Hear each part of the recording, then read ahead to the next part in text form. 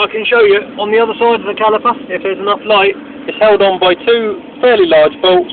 One's there and one's there. So we're going to loosen them off and remove the caliper and put it securely before we can carry on. Okay, people? So you can see I'm taking off those bolts there, the bottom one and the top one, holding on the caliper. So I've got all that lot off, and this is actually free, except that it's held on to this guard here. So I'm going to take the guard off of it, and then I'll be able to take the caliper off. We might need a little bit of wiggling, because I don't know if you can see that, but there's a bit of a lip there where the plate has been worn. The disc, or the rotor, as you call it in the US, has been worn. So I'll have to prise that away so I can get it off. So there it is, coming off. I'm very careful about letting the weight rest on the pipe there.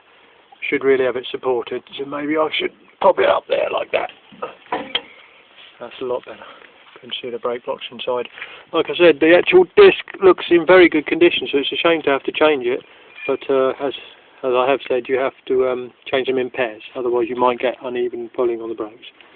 So you can see in the middle there is the inboard bearing.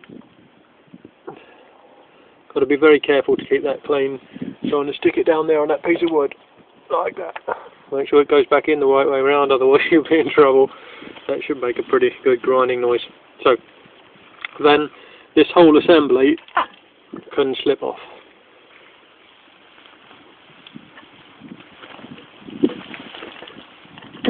There we go. See the end. There we go. So there's an inboard bearing there. That's an outboard bearing. And as you can see, this disc is secured to that hub by these nuts on the back there and the bolts that come through from the front. So now I can separate those off. I'll need to get a spanner on the back, but that way I can take this part off of there, and then we can look at putting the new bit on. So there's the last bolt. Come out of there.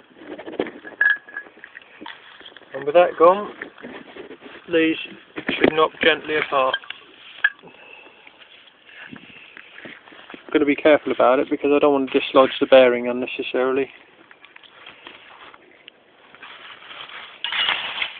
But I'm going to use a small hammer. Alright, relatively small.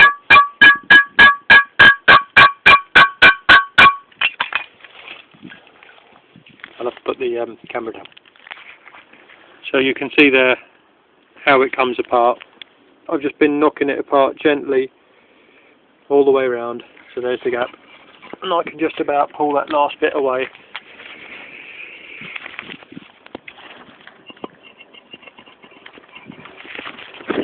There we go.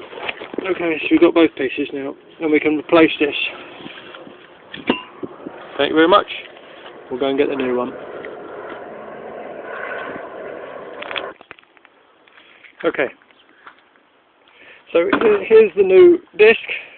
You notice that it's nice and shiny. That's not because it's made of stainless steel. It's because it's got lacquer on it.